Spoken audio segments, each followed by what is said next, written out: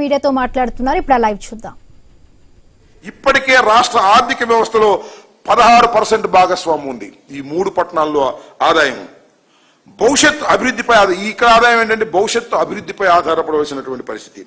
సమగ్ర లాజిస్టిక్స్ ఆధారిత రాజధాని ప్రాంతం ఇది ఏది మావిగన్, ఇది మాత్రం పరిమిత పాలనా కేంద్రం మాత్రమే. ఇంత డిఫరెన్స్ ఉందనేది ఈ విషయాన్ని నేను చెప్పదలుచుకున్నాను. కాబట్టి మావిగన్ అనేటువంటి ఒక ఆలోచన ఒక అద్భుతమైనటువంటి ఆలోచన. చాలా దురదృష్టం ఏంటంటే 2014లో రాష్ట్రం విడిపోయింది. ఇప్పటి వరకు పరిపూర్ణమైన రాజధాని లేనటువంటి దౌర్భాగ్యమైన పరిస్థితికి ఆంధ్ర రాష్ట్రం వచ్చిందంటే దానికి 100% కారణం చంద్రబాబు నాయుడు గారి తప్పిదాలు. ఆయన ఏదో చాలా పరిపాలనాధ్యక్షుడని ఆయన ఎన్నుకుంటే ఆయన అమరావతి లాంటి గ్రీన్ ఫీల్డ్ మోడల్ తీసుకురావాలని తాపత్రయపడి పెట్టి ఫెయిల్ అయిపోతున్నటువంటి సందర్భం. ఈ రెండవసారి అవకాశం ఇచ్చిన ఈ 5 సంవత్సరాల్లో కూడా ఆయన పూర్తి చేయలేనటువంటి పరిస్థితుల్లోకి ఇవాళ నెట్టబడిందనే విషయాన్ని ఇక్కడ మనం గుర్తుపెట్టుకోవాలని కూడా ఈ సందర్భంగా నేను చెప్పదలుచుకున్నాను. అంతేకాదు ఇవాళ మనం చూసాం, ఇవాళ చంద్రబాబు నాయుడు గారు ప్రెస్ మీట్ చూస్తే కొత్తగా ఏమీ లేవు, అన్నీ కూడా ఈనాళ్ళు 6-7 పేజీలు వేసి చదివితే అర్థమైపోద్ది. అవే రిపీట్ చేస్తూ చెప్పుకుంటూ వచ్చినటువంటి సందర్భం. దీంతో పాటుగా ఇంకో మాట కూడా చంద్రబాబు నాయుడు గారు మాట్లాడుతున్నారు, దీన్ని కులం రంగు పిలిచారు అని. ఎవరు పెట్టారని కులం రంగు? నిన్ననే ఆమె పేరేంటి, రేణుకా చౌదరి గారు రాజ్యసభలో మాట్లాడితే ఏమంది, పెట్టరా అమరావతి పిలవరా కమరావతి అని చాలా ధైర్యంగా చెప్పింది. శభాష్.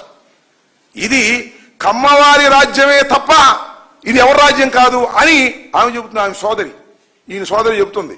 ఎవరు చెప్పుకునేవారు కులం రంగు? నువ్వు పునుకున్నావు, నువ్వు ప్రచారం చేసుకున్నావు, నీ వాళ్ళు ప్రచారం చేసేటటువంటి పరిస్థితి వాళ్ళ రాష్ట్రంలో వచ్చింది. దీనికి కారణం నువ్వు తప్ప మేము కాదని కూడా ఈ సందర్భంగా నేను చెప్పదలుచుకున్నాను. అంతేకాదు మరి ఈనాడులో రాసుకొచ్చాడు ఎవరు, మన కిరణ్, జగన్మోహన్ రెడ్డి గారి గురించి రకరకాలుగా రాస్తున్నారు. నయవంచన జగన్ నైజం అంట, ఊసర వెళ్ళి జగన్ అంట. నాకు అర్థం కాలేదండి, అసలు ఈ రాష్ట్రంలో ఊసర వెళ్ళండి గుర్తొచ్చేది ఎవరు?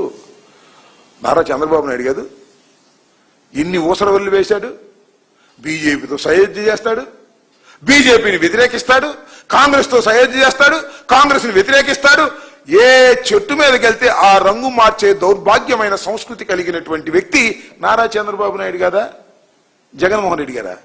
జగన్మోహన్ రెడ్డి గారు మాట అంటే మాట మీద నిలబడేటటువంటి వ్యక్తి తప్ప మరొకటి కాదు అని కూడా ఈ సందర్భంగా నేను చెప్పదలుచుకున్నా. మరి కిరణ్ బాబు గారికి ఉన్న ఇబ్బంది ఏంటంటే వారి మనుషులే అక్కడ ఇవాళ కాంట్రాక్టులు చేస్తున్నారు. ఆయన బంధువులు, వారికి సంబంధించినటువంటి మనుషులు, చంద్రబాబు నాయుడు గారి మనుషులు, ఇదంతా దొంగల ముఠ. ఈ ముఠ ఏదో ఒక విధంగా అమరావతిని దోచుకోవాలి అనేటువంటి కార్యక్రమంలో నిమగ్నమైపోయి ఉన్నారు. కాబట్టి వారికి వస్తున్నటువంటి లాభాలు నష్టపోతారు. కాబట్టి ఇవాళ జగన్మోహన్ రెడ్డి గారి మీద బురద జల్లేటటువంటి కార్యక్రమం ఈనాడు వారు కూడా చేస్తున్నారు. చేసుకోండి, మాకేం అభ్యంతరం లేదు.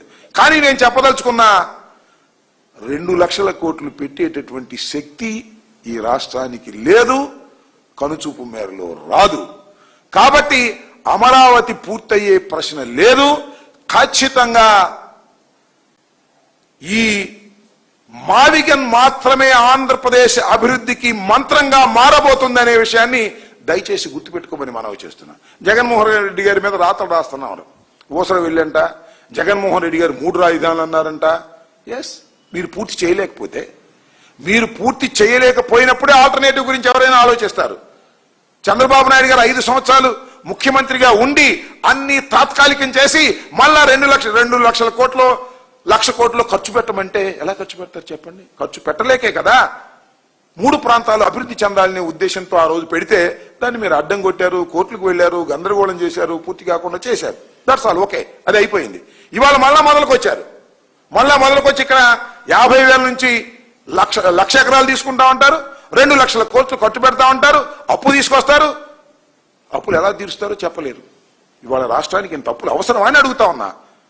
ఇన్ని ఉన్నాయి రాష్ట్రంలోని చేయాల్సినటువంటి పనులు, విధులు ఎన్ని ఉన్నాయి, అవన్నీ పక్కన పెట్టేసి అమరావతికే 1,00,000 కోట్లు దోచిపెట్టేటటువంటి కార్యక్రమం చేసి రాష్ట్రాన్ని దివాలా దించాలనేటువంటి ప్రయత్నంలో ఇవాళ చంద్రబాబు నాయుడు గారు ఉన్నారు. కాబట్టి ఒక చక్కని ప్రపోజల్ ని జగన్మోహన్ రెడ్డి గారు ప్రవేశపెట్టారు. ఆల్రెడీ డెవలప్ అయిపోయినటువంటి ప్రాంతాన్ని కొద్దిగా డెవలప్ అవుతుంది. పెట్టుబడులు పెట్టవలసిన అవసరం లేదు. ఈ ప్రాంతంలో అందరూ సుఖ సంతోషాలతో ఉండేటటువంటి ప్రాంతం అనేటువంటి ఉద్దేశంతో పెడితే దీనికి నువ్వు వ్యతిరేకమే. మచిలీపట్నానికి వ్యతిరేకమే, విజయవాడకి వ్యతిరేకమే, గుంటూరుకి వ్యతిరేకమే, అంతకుముందు విశాఖపట్నానికి వ్యతిరేకమే, అంతకుముందు కర్నూలుకి వ్యతిరేకమే. నీకు మాత్రం అమరావతి కావాలి. అక్కడ అమరావతిలో ఏమీ లేదు. ఏమన్నా అమరావతిలో ఏమీ లేదు. ఏమీ లేని అమరావతిలో ఇవాళ నువ్వు మాట్లాడి పిచ్చిరాతలు రాసి, ఈ కిరణ్ బాబు గారు పిచ్చిరాతలని రాసి జగన్మోహన్ రెడ్డి గారి మీద బురదలేటటువంటి కార్యక్రమాలు చేయడం సమంజసం కాదని మనవి చేస్తున్నాను. ఖచ్చితంగా మావిగన్ అనేది అభివృద్ధి మంత్రంగా తయారు కాబోతుంది. ప్రజల్లో విస్తృతంగా చర్చ జరుగుతుంది. ఈ చర్చ చూసి భయపడి ఎల్లో మీడియా, అదేవిధంగా ఎల్లో సోషల్ మీడియా ఇష్టం వచ్చినట్టుగా ట్రోల్ చేస్తున్నారు. ఈ ట్రోల్ చేయడం కూడా మంచిదే. ఎందుకంటే మీరు భయపడుతున్నారు కాబట్టే ట్రోల్ చేసేటటువంటి కార్యక్రమం చేస్తున్నారు. ఇది ప్రజలు అర్థం చేసుకోగలరని కూడా నేను భావిస్తున్నాను. ఎప్పటికీ అమరావతి ఒక అంతులేని కథగా మిగిలిపోయేది తప్ప